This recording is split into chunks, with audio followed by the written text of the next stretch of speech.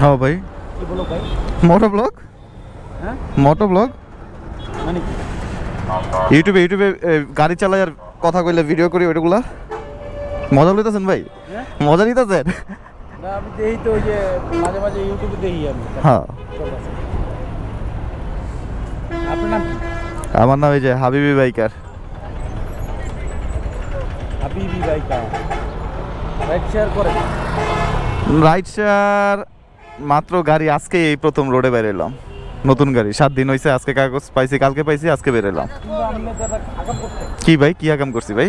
এই যে কালো কালার গাড়িটা আপনি যে কিনছেন, হ্যাঁ, এটা তো ময়লা ধরবে বেশি। আরও 5টা কালার ছিল, 5টা কালারের থেকে আমার অন্য অন্য কালারও পছন্দ ছিল। নিতে গিয়ে চিন্তা করলাম যে অন্য কালার নিলে যদি কয়দিন পরে মাইন্ড চেঞ্জ হয়ে যায় তখন একদম মন খারাপ লাগবো। কালো এমন একটা কালার যেটা ইউনিভার্সাল কালার, আজীবন চলবো। এখন আমি কই যাবেন? অফিসে। কই? নতুন বাজার। আরে বয় যাত্রী এটা নিয়ে যাবে না না, আরে মনে হয় আমার কথা, আপনি বাইক চালাবেন আবার এটা রাইড শেয়ার করবেন, যাত্রীকে অনুমতি দেখবেন, ড্রাইভারকে অনুমতি কি আছে, কেমনে কি ড্রাইভাররা কি করতে চায়, বাটপাট সেটা সব ধরা খাই দিব। আপনি তো আমার ভিডিওতে থাকবেন ভাই, হ্যাঁ, আপনি আমার ভিডিওতে থাকবেন। ভিডিওতে ওইটাছে হইতাছে, ভাই ঠিক আছে। সার্চ দিয়েন দেখেন। হ্যাঁ, কালকেই ছাড়ুন সকালে, কালকে সকাল 10টায়। শোনেন আমার কথা শোনেন, বলেন। আপনি চলে গেলে তো আপনার সাথে কথা বলতে পারবো না।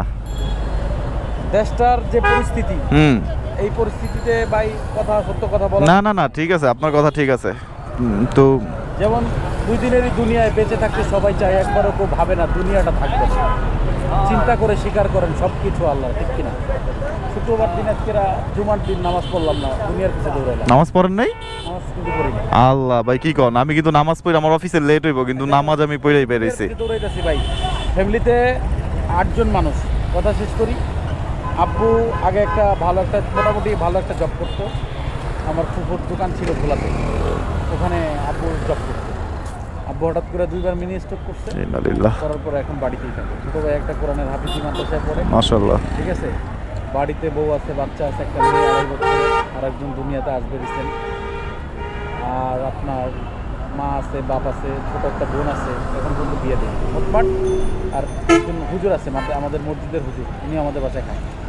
মোটমাট 8 জন ফ্যামিলি এই বাইকটা দিয়ে চলে। আলহামদুলিল্লাহ, আলহামদুলিল্লাহ ভাই, কথা বুঝছেন? আল্লাহর অশেষ রহমত, অশেষ রহমত। ভাই আল্লাহর রহমতে আল্লাহ পাক চালাইতেছে, বুঝছেন, ঝামেলার ভিতরে নাই। যেহেতু আপনি ভিডিও করেন তো আপনার লোকে কথা বলতে ভালো লাগবে, কারণ ভিডিও মানুষজন জানবে সম্পর্কে, বুঝছেন। আমি মারি, আমি না করবো না যে আমি মারি না। বাইক দিয়া আমি মনে করি ঢাকার শহরে 1 কোটি মানুষের রিজিকের ব্যবস্থা, রিজিকের ব্যবস্থা ঢাকার বাইরেও, সারা বাংলাদেশে। আমার ফ্যামিলি তো বাড়িতে, আমার ফ্যামিলি তো ঢাকাতে না, চলতেছে না, আল্লাহ চালাইতেছে না। প্রধানমন্ত্রী মেট্রো রেল করলো, মেট্রো রেল কইরা কি উপকারটা হইলো, কি লাভটা হইলো আমার কোন কিছু কইবেন না ভাই। এখন প্রধানমন্ত্রী বানাইছে, আমরা প্রধানমন্ত্রীর বিরুদ্ধে না ভাই, না অবশ্যই না। কি হবে বেঁচে থেকে অযথা বিদ্যা শিখে যদি না গড়তে পারি শোষণবিহীন সমাজটাকে? কি হবে ছাত্র সেজে চুমু খেয়ে ছলৎখানা যদি হয় বিদ্যালয়টি পতিতাদের আড্ডা খায়? কি হবে যুবক হয়ে বেঁচে থেকে ধরাতে যেখানে ধর্ষিত হয় মা বোনেরা দিনে রাতে? কি হবে পুরুষ হয়ে বেঁচে থেকে এদেশেতে যদি যায় ক্ষমতাটা ঘুরে ফিরে নারীর হাতে? এর চেয়ে মরাই ভালো, দেশ ছেড়ে যাওয়াই ভালো। এর চেয়ে সেজে গুজে ভিলেনের সঠিক পথে দিয়ে দাও জীবনটা অভিনয়। এটাই শেষ নয়, দেশের 12টা বাজাইয়া দেশের করছ শেষ, মাদক দ্রব্যে ভৈরা দিছ সোনার বাংলাদেশ। তোরা তো ভালো হইলি না, তোরা তো মানুষ হইলি না, সারা জীবন সন্ত্রাস করলি থানা চলবে। আপনার মনে অনেক কষ্ট ভাই, না? ঠিক হয়ে যাবে ইনশাল্লাহ, আল্লাহ ভরসা। আল্লাহ হাফেজ ভাই।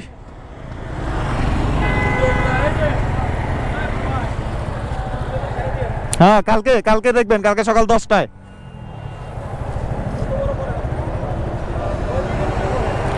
7-8 minute, 7-8 minute, 4 minute, 4.5 minute, 5 minute করার চেষ্টা করব। আপনি থাকবেন, আপনি সার্চ দিয়েন, কালকে সকালেই আপনারা দেখতে পাবেন, সকাল 10টায় ইনশাল্লাহ, আল্লাহ যদি বাঁচায় রাখে। ওকে ভাই, আল্লাহ হাফেজ। আসসালামু আলাইকুম হাবিবিস। অনেক জল্পনা কল্পনা, ইতিহাস, বই, গল্প সব কিছু শেষ করে আজকে আমি মেন রোডে। কি অবস্থা সবার? আমার অনেক ভালো লাগতেছে। এত কাহিনীর পর এই প্রথম আমি বাইক নিয়ে মেন রোডে উঠলাম। আমার যে কি আফসোস লাগতেছিল ভাই, আমি ওটা বইলা বুঝাতে পারবো না আপনাদের। যাই হোক, এক ভাইয়ের সাথে দেখা হইলো, ভাইয়ের কষ্টটা আমার সাথে শেয়ার করলো। এখন এটা নিয়ে আমি কোনো মন্তব্য করতে চাই না, কারণ আমি যে দেশে বাস করি ওই দেশের যে অবস্থাই হোক না কেন, ওইটা আমারই দেশ। ওই দেশকে আমি কোনো প্রকার ছোট করতে পারবো না কখনোই। আর এতদিন আমি কেন বাইক নিয়ে বের হই নাই, অনেকে তো বের হয়, আমি বের হই নাই একটাই কারণ, আমি পুলিশদের সম্মান করি, পুলিশদের আইনকে সম্মান করি। ওই আইন যাতে ভঙ্গ না হয়, আমি যেহেতু ভিডিও করি, আমার দ্বারা যাতে অন্য কেউ ইনফ্লুয়েন্স না হয়, সেই কারণে আমি গাড়ি নিয়ে বের হই নাই। কারণ আমি যখন বলতাম যে ভাই আমি কাগজ নিয়ে বের হয়েছি, কাগজ পাই নাই, গাড়ির নাম্বার হয় না, এই অবস্থা আমি বের হয়েছি, সো আমার দ্বারা ইন্সপায়ার হয়ে অনেকেই বের হইতো যদি আমি ধরা না খাইতাম। যাই হোক, অনেক কিছু চিন্তা করে বের হই নাই, দরকার নাই, শুধু শুধু আইন ভঙ্গ করার কোনো দরকার নাই। হইতে পারে আমি পার পায়ে গেলাম, কিন্তু আমারটা দেখে আর অন্য কেউ পার নাও পাইতে পারে। আর এই দেশের ক্ষতি করে কোনো লাভ নাই। ধরেন আমি নাম্বার ছাড়া বের হইলাম, বা আমি না, একটা খারাপ মানুষই নাম্বার ছাড়া বের হয়, বের হয়ে কোনো অকারেন্স করে বা নাম্বার প্লেট খুইলা কোনো অকারেন্স করে, এই কারণেই পুলিশের এত তৎপরতা। আদারওয়াইজ কোনো সমস্যা ছিল না। চোর কিন্তু আগে চুরি করে, পুলিশ কিন্তু আগে আইন বাইর করে না। খারাপ মানুষ আগে খারাপ কিছু করে, দেন আইন বের হয় যে এটার জন্য এই আইন বের হবে। সো দোষ হচ্ছে আমাদের, নট পুলিশ। সো এটা মাথায় রাখতে হবে, সবসময় পুলিশদের শুধু শুধু দোষ দিয়ে কোনো লাভ হয় না, আমরাই হইলাম আসল খারাপ। যাই হোক, আমার অনেক ইচ্ছা ছিল এরকম একটি স্পোর্টস বাইক চালানো।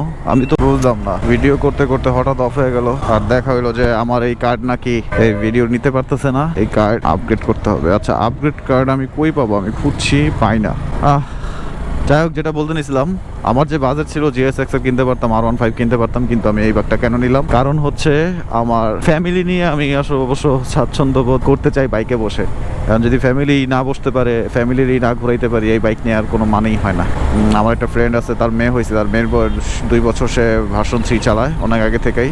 ভার্সন 3 যেহেতু চালায়, সে আমাকে সেদিন এসে বলতেছে, মানে বাইক কেনার আগেই বলতেছে যে ভার্সন 3 যে চালাই, আমি আমার মেয়েরে নিয়ে এখন উঠতে আমার কেমন জানি লাগে, কারণ মেয়ে বড় হইতেছে। তো ও ভার্সন 3 বিক্রি করে দিবে। সো ওইটা চিন্তা করি বললাম যে আগে থেকেই নেই, শুধু শুধু টাকা ওয়েস্ট করার কোনো প্রয়োজন নাই। তো আমার বাইক, আমার এক্স গার্লফ্রেন্ড। জীবনে অনেক কিছু করছি, অনেক কিছু দেখছি, কিন্তু সব থেকে বড় জিনিস হলো নিজের শখ পূরণ।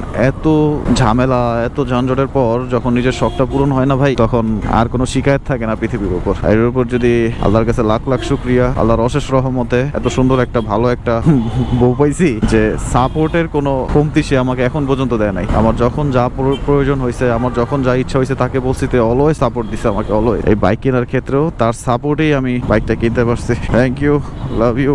এখন মজার বিষয় হচ্ছে, সবার কিন্তু সেম লাইফ না, সবাই সেম ভাবে লিড করে না, কেউ না কেউ এর দিক দিয়ে সমস্যার মধ্যে থাকেই। কিন্তু আল্লাহ আমাকে এখন অনেক ভালোই রাখছে, আল্লাহর রহমতে। অল্প কিছু টাকা কামাই, কিন্তু এটা দিয়েই আমার সুন্দরভাবে সংসার চলে যেতেছে, আর এর জন্য আল্লাহকে অশেষ ধন্যবাদ। দেখেন, সে যে আমার এত ভালোবাসার ব্যাপারটা হলো কি ভাই জানেন, স্যাক্রিফাইস।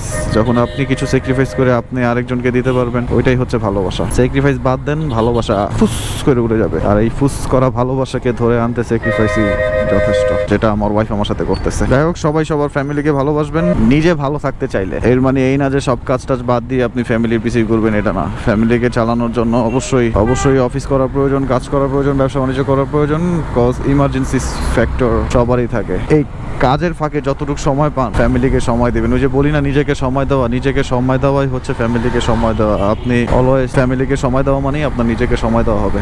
আমি আমার ফ্যামিলিকে অনেক ভালোবাসি। আমি যে কাজ করি, এত কষ্ট করি একমাত্র ফ্যামিলির জন্য। সো ফ্যামিলি ভালো থাকলে আমি ভালো। আমি স্যাক্রিফাইস করছি দেখে আজকে আমার ওয়াইফ আমার জন্য স্যাক্রিফাইস করতে মন থেকে ইচ্ছা করতেছে। স্যাক্রিফাইস মাইন্ডে থাকবেন, ভালো থাকবেন। আর রিজিকের মালিক আল্লাহ। যেমন ভাইটা ওই বললো প্রথমেই, সে একটা গাড়ি দিয়ে তার 8 জনের ফ্যামিলি চালাইতেছে। সে চলতেছে না? অবশ্যই চলতেছে। আল্লাহ তারে ভালোই রাখছে, ইনশাআল্লাহ।